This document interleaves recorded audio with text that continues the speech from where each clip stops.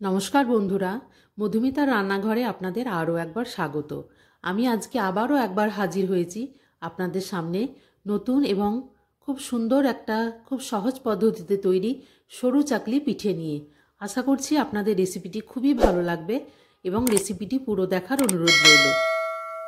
একদম সহজ পদ্ধতিতে কিছু কিছু টিপস ফলো করলেই খুব সুন্দরভাবে কয়েক সেকেন্ডের মধ্যেই কিন্তু আপনার এক একটা পিঠে তৈরি হয়ে যাবে। তো চলুন রেসিপিটা দেখে নিই। দেখুন পিঠেটা কিন্তু আপনা আপনি একদম চাটু থেকে ছেড়ে আসছে, কোনো রকম ঝামেলার দরকার নেই, একদম সহজ পদ্ধতিতেই পিঠেগুলো তৈরি হয়ে যাবে। এখানে আমি নিয়ে নিয়েছি গোবিন্দভোগ চাল। এই একই কাপের মেপে 2 কাপ আমি গোবিন্দভোগ চাল নিয়েছি এবং ওই কাপেরই মেপে আমি হাফ কাপ নিয়ে নিয়েছি বিউলির ডাল। বিউলির ডালটাকে আমি আগের রাত্রে বা 5 থেকে 6 ঘন্টা মতো ভিজিয়ে রেখেছিলাম, আর চালটাকে 2 থেকে 3 ঘন্টা মতো ভিজিয়ে রাখলেই চলবে। বিউলির ডালটাকে বাটার সময় একটু কাঁচা লঙ্কা এবং সাদা জিরে হাফ চামচ মতো আমি দিয়ে একটু বেটে নিয়েছিলাম। আর চালটাকে একদম মিহি করে পেস্ট করে নিতে হবে, একদম একটু অল্প জল দিয়ে যতটা পারা যায় মিহি করে পেস্ট করে আমি নিয়ে নিয়েছি। তারপর এখানে চাল এবং ডাল দুটোই মিশিয়ে নেব। ডালটাতে একটু মশলা দিলে কিন্তু খেতে খুব সুন্দর লাগে। তো চাল আর ডালটাকে এখানে আমি হাত দিয়ে প্রথমে ভালো করে একটু মাখিয়ে নেব। আর লাগবে আমার প্রয়োজন মতো একটু লবণ।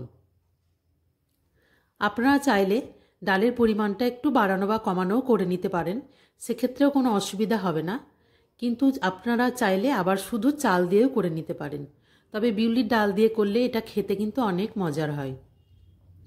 এখানে আমি প্রথমে মিশিয়ে নিয়েছি, তারপরে আরও 1 থেকে 1.5 কাপ মতো জল আমার এখানে লাগবে, তবে বেশি করে জল একবারেই দিলে কিন্তু হবে না। অল্প অল্প করে দেখে ঠিক এইরকম একটা ব্যাটার তৈরি করে নিতে হবে, যেন হাতা থেকে এটা নিজে থেকে এইভাবে স্মুথলি পড়তে থাকে। এদিকে আমি একটা চাটু প্রথমেই ভালো করে গরম করে নিয়েছি, তারপর সামান্য একটু সরষের তেল ব্রাশ করে নিয়েছি।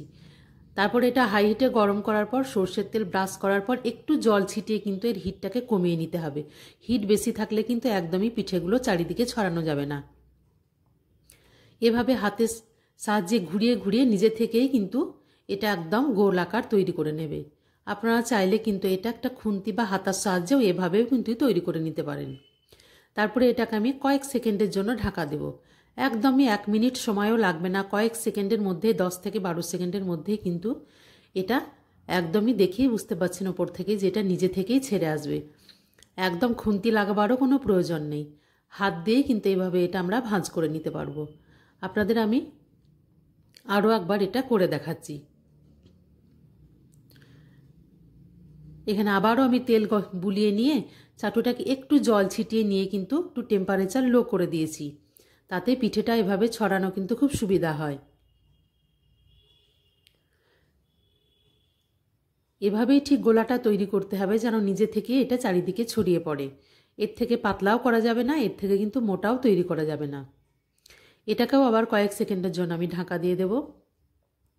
সব পিঠেগুলোই কিন্তু খুব ভালোভাবেই তৈরি হয়ে যাবে। আপনারা যদি কম পরিমাণে করতে চান, এখানে 1 কাপ চাল এবং হাফ কাপ বিউলির ডাল দিয়ে কিন্তু প্রায় 8টা মতো পিঠে তৈরি হয়েছে। আমার এই রেসিপিটি যদি সহজ সরল রেসিপিটি যদি আপনাদের ভালো লাগে, আমার চ্যানেলটিকে সাবস্ক্রাইব করবেন, লাইক শেয়ার কমেন্ট করে আমার পাশে থাকবেন। আমার সব পিঠেগুলো প্রায় তৈরি হয়ে গেছে এবং এগুলো দেখে বুঝতে পারছেন যে কতটা এগুলো পাতলা ফাইন একদম সাদা ধপধপে কিন্তু তৈরি হয়ে গেছে। আপনারা চাইলে এগুলো খেজুরের ঝোলা গুড় দিয়ে খেতে পারেন, অনেকে গুড় পছন্দ না করলে কিন্তু ফোড়ন দিয়ে আলুর তরকারি করেও খেতে পারেন। যে কোনো টিফিনে বা শীতের জলখাবারে কিন্তু এই রেসিপিটি কিন্তু দারুণ লাগে। পুরো রেসিপিটি দেখার জন্য ধন্যবাদ।